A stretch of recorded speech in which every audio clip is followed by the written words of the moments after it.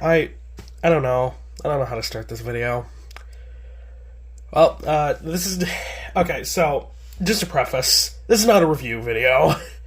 I do not care enough. Okay, so, some context for this. So, about a month or two ago, I did a video talking about the Necromancy Arc in Accelerator, the anime at least, because I had not read the manga. And, you know, I like the Necromancer Arc, and I said to one of my friends I was going to read the Accelerator manga for research, and last night at like 12 o'clock I decided I'm bored and I have no one else to talk to, so I'm just going to read through it in like a couple hours. So I did all 63 chapters. And you're going to listen to me rant about it. So, to start this, I figure I should talk about the Necromancy Arc in the manga before I get into the terrible garbage fest that the Nectar Arc is.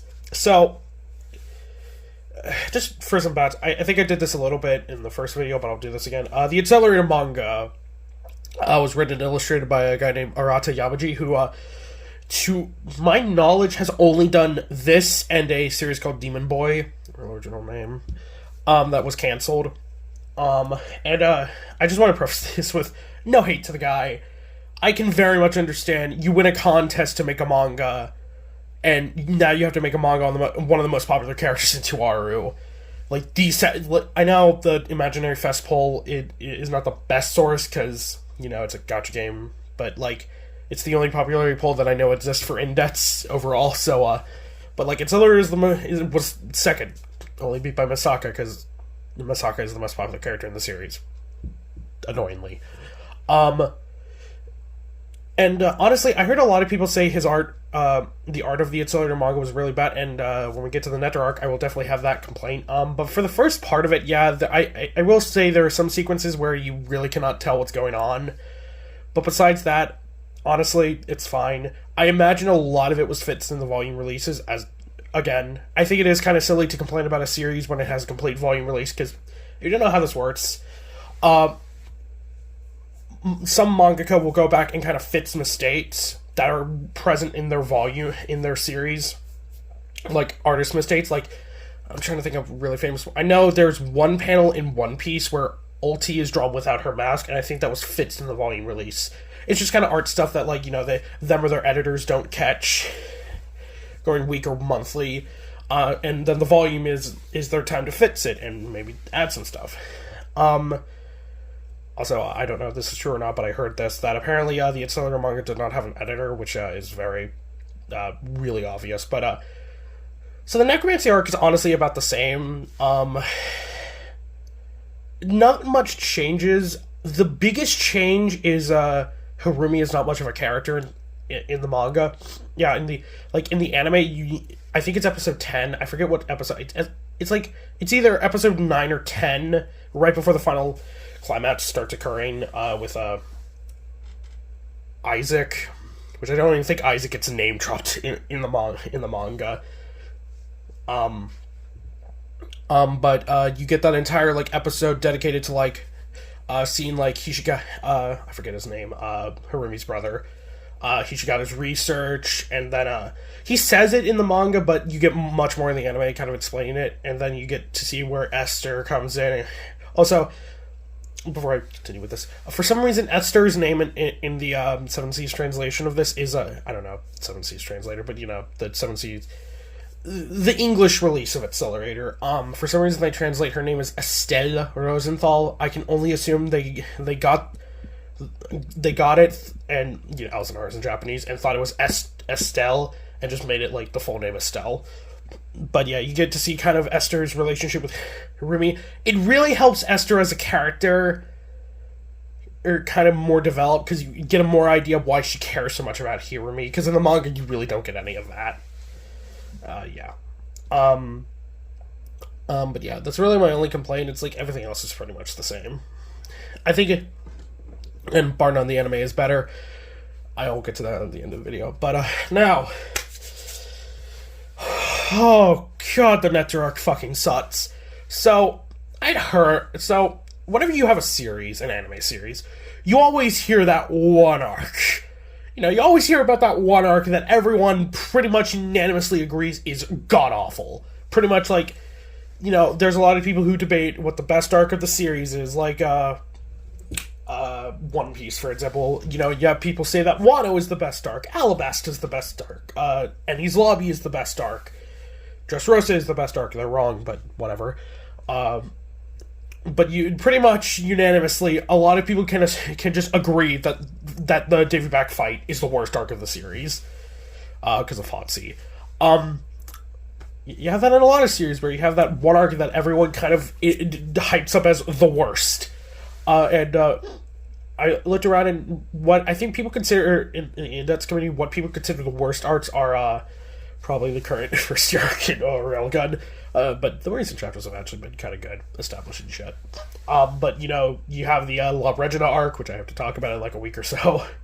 Volume 10 video, and that's coming soon. I've been really slacking on it, and I apologize. But, yeah, I haven't been in the mood to read in a long while. But, yeah, I'm getting back in that mood, so probably next week. You also have, apparently New Testament 16 and 17 are not that good. I don't know what arcs those are. But those apparently aren't that good. I only just heard it. I don't know what arcs those are. Yeah, I pretty much unanimously, like, I heard complaints that the Accelerator manga was fucking terrible, which it kind of is.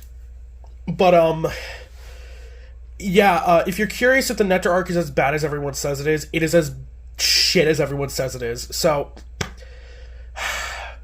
the first kind of complaint I have about this arc is just the art quality seems to just have fucking dipped, and I don't know why. I don't know if it's a case where where the author stopped caring or something, but it just seemed like from the Necromancy arc to this arc, like something changed and the art just got worse. I don't know what it is. But so the premise of this arc is it's essentially trying to do a second Poltergeist arc. You know, the whole thing about the Poltergeist arc, just plugging my own shit real quick. Please watch the Necroman.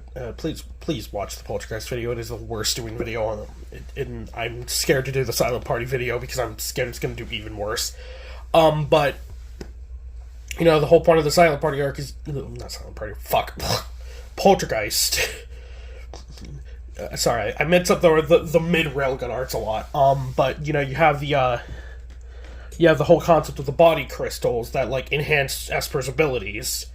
You also have this with Mugino and with Takisubo. I had to remember her name. Also, depending on the translation, how fast it comes out, I will be doing a video on the Mugino and item spinoff. Mainly because we're going to get more Frenda content, and I love Frenda. You know, you have the whole body crystals thing. So I imagine that Kamachi kind of brought this up to Arata. Like, this was his idea for the second arc of it's all like, okay, yeah, it's like someone for one of the board of directors tries to do a body crystal experiment. But the problem is, it's just, this arc just isn't good. Like, you just don't care. So, the main character of, kind of, the main focal point of this arc is a girl named Himegi Matsuri, who has a mechanical heart and basically tubes inside her body that cultivate the body crystal. But the problem is, like, yeah, Himegi's, like, entertaining for, like, the chapter she is actually in as kind of just a cocky princess-like character, and her kind of interactions with Last Order at the start is funny, but, like, after that, she doesn't really do much for the rest of the arc. She's kind of just a meh character. Another thing with this arc is, for some reason, Accelerator doesn't do shit this arc until, like, the very end. Basically, Accelerator doesn't do shit until he has to clean up the mess. So yeah, the second thing about this arc is you have the conflict between two sisters, Tobio Yumi and Tobio Mami, which, I mean, get the Kazuna eye jokes out of the way, because that's what they fucking look like. I honestly, if I had to be, like, positively a little bit, I do like, Yumi. She's entertaining enough, and I do like her design. But honestly, just, like, I don't really care about Mommy. But yeah, it's just, like, I don't really care to go into the events of this arc, because it's just, it's short for one, like, it's only, like, 20-ish chapters. And for a monthly chapter, that is, for like a monthly series, like that's pretty short. And like, I'm not saying you can't have a good art. You just don't really care, because a big issue with the Accelerator spinoff is basically it's just like, I know it's kind of a weird complaint to complain about the fact that a character isn't in it when they're the star, but it's like, yeah, like some manga like Ichigo, for example. Ichigo was absent from like 50 fucking chapters of the Thousand Year Blood War arc, which is going to be what they're covering next in the anime adaptation. But like at the same time, you still had entertaining stuff happening. Like this, it's just like, I don't really care about the Tobio sisters. Like, sure, they're cute and their story is somewhat tragic, but like, tragic bat stories in Tuara, that's basically a dime a fucking dozen for characters. It's like pretty much everyone who lives in Academy City's life fucking sucks. That's kind of the point. But yeah, it's just, I understand like what they were trying to do, but it's just like the flashiness of like the rich people on a ship thing at the end of the arc. It does not work for Tuaru. It just never seemed like the dark side was ever like that.